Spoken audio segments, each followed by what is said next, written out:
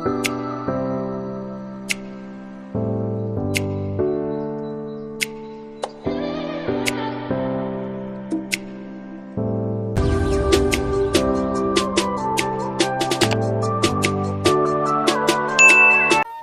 ಮತ್ತೊಂದು ಸೀರೆಗೆ ವರ್ಕ್ ಹಾಕಿ ಕುಚ್ಚಾಕಿದ್ದೆ. ಈ ಸರಿ ಡಿಫ್ರೆಂಟ್ ಆಗಿರಲಿ ಅಂತ ಹೇಳಿಬಿಟ್ಟು ತುಂಬ ಚೆನ್ನಾಗಿ ಬಂದಿತ್ತು.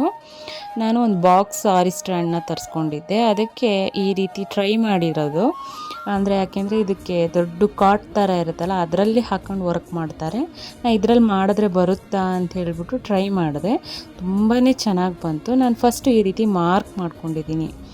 ಫ್ರೀ ಹ್ಯಾಂಡಲ್ಲಿ ಮಾಡಿದ್ರೆ ಬೇಗ ಬೇಗ ವರ್ಕ್ ಹಾಕ್ಬೋದು, ಇಲ್ಲಾಂದರೆ ಮಾರ್ಕಿಂಗಿಗೆ ತುಂಬ ಟೈಮ್ ಹಿಡಿಯುತ್ತೆ. ನೋಡಿ, ಈ ರೀತಿ ವರ್ಕ್ ನಾವೇನು ಡಿಸೈನ್ನ ಬಿಡಿಸ್ಕೊಂಬಿಟ್ಟು ಗ್ಲಾಸ್ ಪೆನ್ಸಿಲ್ ಸಿಗುತ್ತೆ, ಅದರಲ್ಲಿ ಬರ್ಕೊಳ್ಳಿ ನೀವು ಡಿಸೈನ್. ಫ್ರೀ ಹ್ಯಾಂಡಲ್ಲೇ ಆದಷ್ಟು ಟ್ರೈ ಮಾಡಿ. ಬಿಗಿನರಿಗೆಲ್ಲ ಫ್ರೀ ಹ್ಯಾಂಡಲ್ಲಿ ಆಗುತ್ತೆ. ಪ್ರೊಫೆಷ್ನಲ್ಲಿ ಮಾಡಬೇಕು ನೀವು ಅಂತಂದರೆ ಮಾತ್ರ ನೀವು ಪ್ರಿಂಟನ್ನು ತಕ್ಕೊಂಡು ಅದನ್ನು ಟ್ರೇಸ್ ಮಾಡಿಕೊಂಡು ಅಷ್ಟ್ರ ಮೇಲೆ ನೀವು ಟ್ರೇಸಿಂಗ್ ಪೇಪರ್ನ ಅದ್ರ ಮೇಲೆ ಬರ್ಕೊಂಡು ನೆಕ್ಸ್ಟ್ ಮಾಡಬೇಕು. ಅದು ತುಂಬ ಲಾಂಗ್ ಪ್ರೊಸೀಜರ್ ಆಗುತ್ತೆ. ಸಿಂಪಲ್ಲಾಗಿ ಮನೇಲೇ ಹಾಕೋರು ನೀವು ಈ ರೀತಿ ಮಾಡಿ, ತುಂಬಾ ಚೆನ್ನಾಗಿ ಬರುತ್ತೆ. ಯಾಕೆಂದರೆ ನಾನು ತುಂಬ ವೀಡಿಯೋಗಳನ್ನ ಮಾಡಿ ಹಾಕಿದ್ದೀನಿ. ಈ ರೀತಿ ಮಾಡಿಬಿಟ್ರೆ ನೀವು ಸಿಂಪಲಾಗಿ ಹಾಕ್ಬೋದು. ನಿಮಗೆ ಲಾಂಗ್ ಪ್ರೊಸೀಜರ್ ಅಂತ ಅನಿಸಲ್ಲ. ಈಸಿಯಾಗಿ ಹಾಕೊತ ಹೋಗ್ಬೋದು. ನಿಮಗೆ ತುಂಬ ಆರಿ ಕ್ಲಾಸ್ಗಳನ್ನೇ ಕಲಿತು ಬಿಸ್ನೆಸ್ ಮಾಡಬೇಕು ಅನ್ನೋರಿಗೆ ಮಾತ್ರ ಇದು ನಾನು ಸಿಂಪಲ್ಲಾಗಿ ಮನೇಲೇ ಫ್ರೀಯಾಗಿರ್ತಕ್ಕಂಥವ್ರಿಗೆ ಹೆಲ್ಪ್ ಆಗುತ್ತೆ ಅಂತ ಹೇಳ್ಬಿಟ್ಟು ಮಾಡಿ ಹಾಕ್ತಾಯಿದ್ದೀನಿ ವಿಡಿಯೋ. ಬಹಳ ಈಸಿ. ನೀವು ಬೀಡ್ಸ್ ಹಾಕೋದನ್ನ ಮತ್ತು ನಾಟ್ಗಳನ್ನ ಹಾಕೋದನ್ನ ಮತ್ತು ಕಟ್ ಬೀಡ್ಸ್ನ ಹೇಗೆ ಹಾಕ್ತೀವಿ ಅನ್ನೋದನ್ನು ಕೆಲವೊಂದನ್ನು ತುಂಬ ನೀಟಾಗಿ ಕಲ್ತ್ಕೊಂಡ್ರೆ ಆರಾಮಾಗಿ ನೀವೇ ನಿಮ್ಮ ಬ್ಲೌಸ್ಗಳಿಗೆ ಸ್ಯಾರಿ ಪಲ್ಲುಗೆ ನೀವು ಆರಾಮಾಗಿ ಹಾಕೋಬೋದು. ಬಾಕ್ಸ್ ಸಾರಿ ಸ್ಟ್ಯಾಂಡನ್ನು ತೊಗೊಳ್ಳಿ, ಆವಾಗ ನೀವು ಪಲ್ಲುಗೆ ನೀಟಾಗಿ ಈ ರೀತಿ ಎಂಬ್ರಾಯ್ಡ್ರಿನ ಹಾಕ್ಬೋದು. ನೀವು ಪಿಂಟ್ರೆಸ್ಟಲ್ಲೆಲ್ಲ ಚೆಕ್ ಮಾಡ್ಬೋದು ಯಾವ್ಯಾವ ಥರ ಡಿಸೈನ್ ಸಿಗುತ್ತೆ ಅಂತ. ಅದರಲ್ಲಿ ಒಂದು ಸಿಕ್ಕಿರೋ ಡಿಸೈನ್ನ ನಾನು ಇಲ್ಲಿ ಫ್ರೀ ಹ್ಯಾಂಡಲ್ ಬಿಡಿಸ್ಕೊಂಡು ಹಾಕಿದ್ದೀನಿ. ನೀವು ಚೈನ್ ಸ್ಟಿಚ್ನ ಒಂದನ್ನು ಹಾಕೋದು ಕಲಿತ್ರೆ ಸಾಕು. ಕ್ರಮೇಣ ನಿಮಗೆಲ್ಲದು ಒನ್ ಬೈ ಒನ್ ಬರ್ತಾ ಹೋಗುತ್ತೆ. ನೋಡಿ, ನಾವು ಪೂರ್ತಿ ಬೀಡ್ಸ್ಗಳನ್ನ ಹಾಕ್ಕೊಂಡಿದ್ದೀವಿ, ಎಂಡ್ ಮಾಡ್ಕೊಂಡಿದ್ದೀನಿ. ಬೀಡ್ಸ್ ಹಾಕಿ ಎಂಡ್ ಮಾಡಿದ್ಮೇಲೆ ಸಿಂಪಲ್ಲಾಗಿ ಇನ್ನೇನಿದ್ರು ಥ್ರೆಡ್ ಹಾಕ್ಕೊತ ಹೋಗೋದು. ಬಹಳ ಈಸಿ, ಸಿಂಪಲಾಗಿ ಆಗಿಬಿಡುತ್ತೆ. ಮತ್ತು ಪಲ್ಲುಗೆ ವರ್ಕ್ ಹಾಕೋದಿದೆಯಲ್ಲ, ಅದು ಇನ್ನೂ ಡಿಫಿಕಲ್ಟು. ಯಾಕೆಂದರೆ ಆ ಆರಿ ಸ್ಟ್ಯಾಂಡಾಗಿ ಹಾಕ್ಕೊಳೋದಿದೆಯಲ್ಲ, ಅದು ದೊಡ್ಡ ಕಾಟಲ್ಲಾದರೆ ಇಡೀ ಸ್ಯಾರಿ ಹಾಕ್ಕೊಂಡ್ಬಿಡ್ತಾರೆ. ನಾನು ಜಸ್ಟ್ ಬಾಕ್ಸ್ ಸಾರಿ ಸ್ಟ್ಯಾಂಡಲ್ಲಿ ಹಾಕ್ಕೊಂಡಿದ್ದೀನಿ, ಟ್ರೈ ಮಾಡಿದ್ದೀನಿ. ತುಂಬಾ ಚೆನ್ನಾಗಿ ಬಂತು, ನನಗೆ ಖುಷಿ ಆಯಿತು. ಆದರೆ ನೀವು ಪ್ರೊಫೆಷ್ನಲಾಗಿ ನೀಟಾಗೆಲ್ಲ ವರ್ಕ್ ಹೊರಗೆ ಹಾಕಿಸ್ಬೇಕು ಅಂದರೆ ಮೀಟ್ರಿಗೆ 4000 ಅಥವಾ 5000 ತೊಗೊತಾರೆ ಒಂದು ಮೀಟ್ರಿಗೆ. ಮೀಟ್ರು ಲೆಕ್ಕಕ್ಕೆ ವರ್ಕ್ ಹಾಕ್ಕೊಡೋದವರು. ಅವ್ರು ಕೇಳಿದಕ್ಕೆ ಒಂದು 6,000-7,000 ಅಂತ ಅಂದರು. ನಾನು ಮೊದಲೇ ನಾನು ಬೀಡ್ಸೆಲ್ಲ ಇನ್ವೆಸ್ಟ್ ಮಾಡಿರೋದ್ರಿಂದ ನನಗೆ ₹1 ಕೂಡ ಖರ್ಚಾಗಿಲ್ಲ. ಏನು ನಾನು ಎಕ್ಸ್ಟ್ರಾ ಸೇಮ್ ಕಲರ್ ಥ್ರೆಡ್ ತಂದ್ಕೊಂಡಿರೋದ್ರಿಂದ ಒಂದು ₹50 ಖರ್ಚಾಗಿರ್ಬೋದು ಅಷ್ಟೇ. ನನ್ನ ಹತ್ರ ಎಲ್ಲ ಗೋಲ್ಡ್ ಥ್ರೆಡ್ಡು ಎಲ್ಲ ಇತ್ತು, ಬೀಡ್ಸ್ ಎಲ್ಲ ಇತ್ತು ಅಂತ ಹೇಳ್ಬಿಟ್ಟು. ನೋಡಿ, ಸಿಂಪಲ್ಲಾಗಿ ಹಾಕಿದ್ರೆ ಮನೆಯಲ್ಲೇ 7,000-6,000 ಕೊಡೋ ವರ್ಕನ್ನು ನಾನು ₹1 ಖರ್ಚಿಲ್ಲದೆ ಒಂದು ₹50 ಖರ್ಚು ಮಾಡಿರ್ಬೋದು. ಇದಕ್ಕೆ ಹಾಕ್ಕೊಂಡಿದ್ದೀನಿ. ನೀವು ಕೆಲವೊಂದು ವೀಡಿಯೋಸ್ಗಳನ್ನ ನೋಡಿಬಿಟ್ಟು ರೆಫ್ರೆನ್ಸಿಗೆ ನೋಡಿಬಿಟ್ಟು ನಿಧಾನವಾಗಿ ಈ ರೀತಿಯೇ ಹಾಕ್ಕೊತ ಹೋಗಿ. ತುಂಬ ಚೆನ್ನಾಗಿದೆ. ಫ್ರೀ ಟೈಮಲ್ಲಿ ನನಗೂ ಅಷ್ಟೇ, ನಾನು ಯಾಕೆ ತುಂಬ ವೀಡಿಯೋಗಳನ್ನ ಅಪ್ಲೋಡ್ ಮಾಡಲ್ಲ ಅಂದರೆ, ನಾನು ಫ್ರೀ ಟೈಮ್ ಇದ್ದಾಗ ಅಷ್ಟೇ ನಾನು ಹಾಕ್ಕೊತ ಕೂರ್ತೀನಿ. ನನಗೆ ಕೆಲಸ ಇದ್ದಾಗ ಅಥವಾ ಏನಾದ್ರು ತುಂಬಾ ಇದಿದ್ದಾಗ ನಾನು ಹಾಕೋಕ್ಕೆ ಹೋಗಲ್ಲ, ಹಂಗೆ ಎತ್ತಿಟ್ಬಿಡ್ತೀನಿ. ನಾನು ಫ್ರೀ ಟೈಮಿಂಗ್ಸಲ್ಲಿ ಹಾಕಿ ಪೂರ್ತಿ ಪಲ್ಲುಗೆ ಹಾಕ್ಕೊಂಡಿದ್ದೀನಿ. ಎಷ್ಟು ಚೆನ್ನಾಗಿ ಕಾಣುತ್ತೆ ಅಂದರೆ ನೀವು ಎಂಡ್ ತನಕ ನೋಡಿ ಡಿಸೈನ್ ಎಷ್ಟು ಚೆನ್ನಾಗಿ ಬಂದಿದೆ ಅಂತ ಹೇಳ್ಬಿಟ್ಟು. ನೀವು ಬಿಗಿನರ್ಗಳಾಗಿ ಸಿಂಪಲ್ಲಾಗಿ ಮನೇಲೇ ಹಾಕ್ಕೊಬೇಕು ಅನ್ನೋರು ಇಂಥ ವೀಡಿಯೋಗಳನ್ನ ನೋಡಿ ರೆಫರೆನ್ಸಿಗೆ ಕೆಲವೊಂದು ಫೋಟೋಸ್ಗಳನ್ನ ನೋಡಿ ಹಾಕ್ಕೊತ ಹೋಗಿ. ತುಂಬ ಚೆನ್ನಾಗಿ ಬಂದಿದೆ. ಆ ಸೀರೆಗೆ ರಿಚ್ ಲುಕ್ ಬಂತು. ನಾನು ಹೇಗೆ ಕಾಣುತ್ತೆ ಅನ್ನೋದೊಂದು ಭಯ ಇತ್ತು, ಚೆನ್ನಾಗಿ ಕಾಣಲ್ವೇನೋ, ಡಿಸೈನ್ ಏನಾಗ್ಬಿಡುತ್ತೋ ಅಂತೇಳಿ. ಹಾಕಿದ್ಮೇಲೆ ಫುಲ್ಲು ಫಿನಿಶಿಂಗ್ ಮಾತ್ರ ಸಖತ್ತಾಗಿ ಬಂತು. ತುಂಬ ಸಿಂಪಲ್, ಈಸಿಯಾಗಿ ಹಾಕ್ಕೊಂಡಿದ್ದೀನಿ ನಾನು.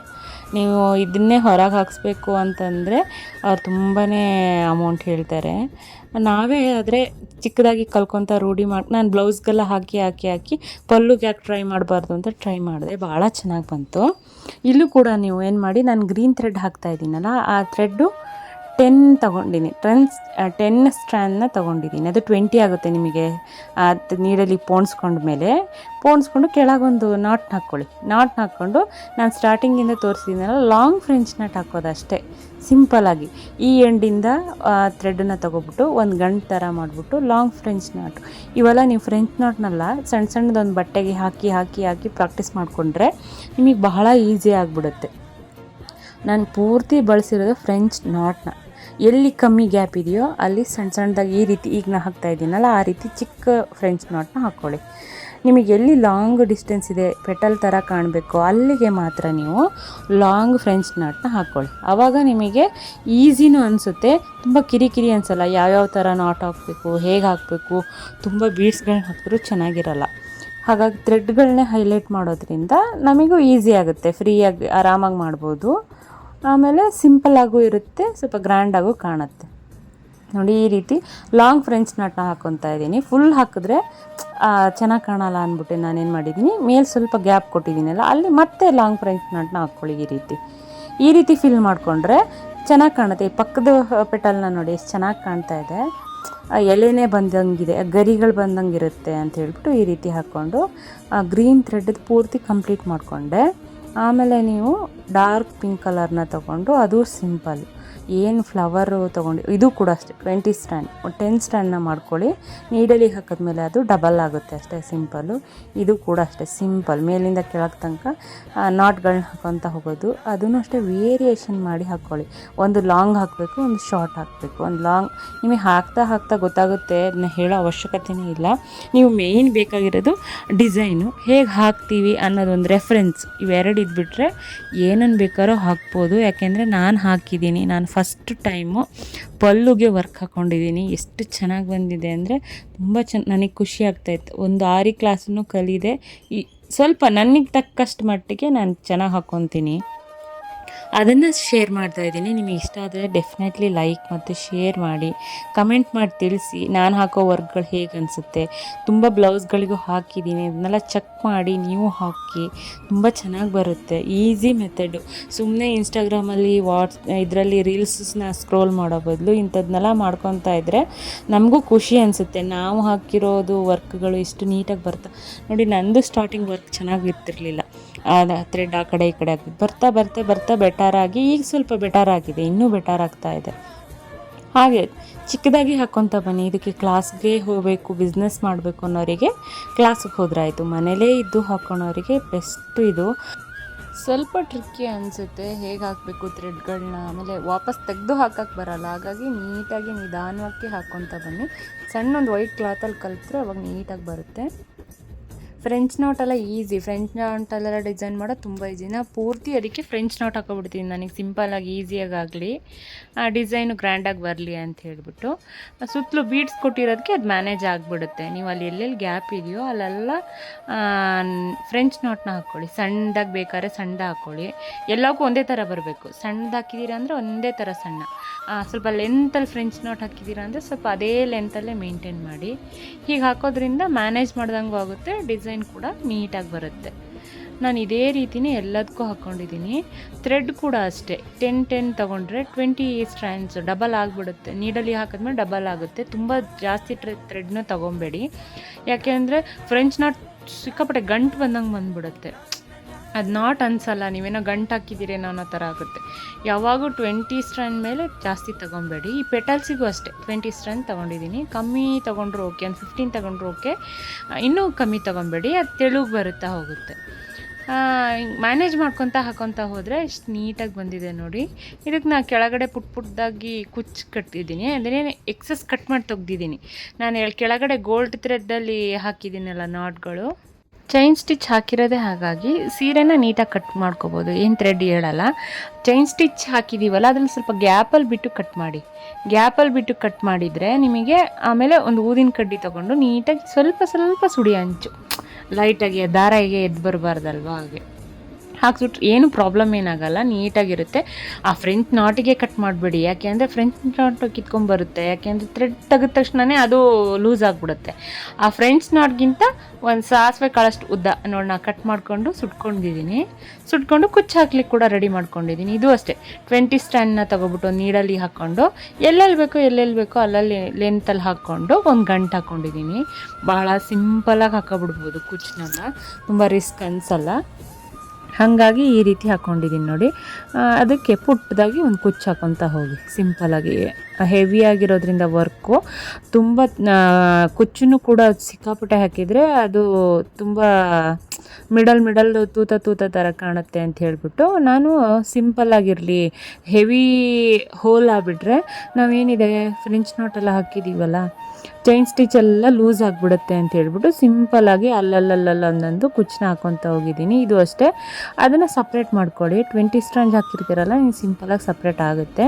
ನೀವು ಥ್ರೆಡ್ಡು ನಿಮ್ಗೆ ಮೇಲೆ ಎಳ್ಕೊಂಡು ನೀಟಾಗಿ ಒಂದು ಗಂಟು ಹಾಕ್ಕೊಂಡು ಅದ್ರ ನಂತರ ಅದನ್ನು ಎಳ್ಕೊಳ್ಳಿ, ನಿಮಗೆ ಎಷ್ಟು ಲೆಂತ್ ಬೇಕು ಅಂತ.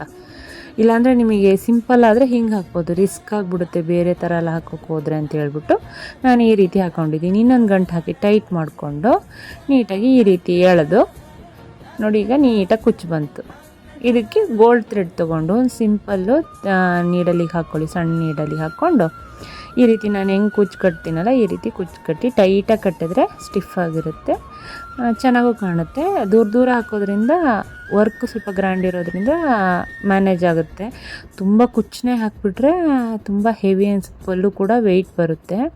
ಹಾಗಾಗಿ ಸಿಂಪಲ್ಲಾಗಿ ಅಲ್ಲೊಂದು ಕುಚ್ಚನ್ನ ಹಾಕ್ಕೊಂಡಿದ್ದೀನಿ. 100 ಎಳೆ ದಾರಾನ ತೊಗೊಂಡಿದ್ದೀನಿ. ಅದನ್ನು ನೀವು ಒಂದು ರೊಟ್ಟು ಏನಕ್ಕಾರು ಹಾಕಿ 100 ಎಳೆ ದಾರ ತಗೊಂಡು ಕಟ್ಟಿದರೆ ಆಯಿತು ಸಿಂಪಲ್ಲಾಗಿ. ಜಾಸ್ತಿ ಬೇಕೆಂದರೆ 150 ತೊಗೊಬೋದು ನೀವು.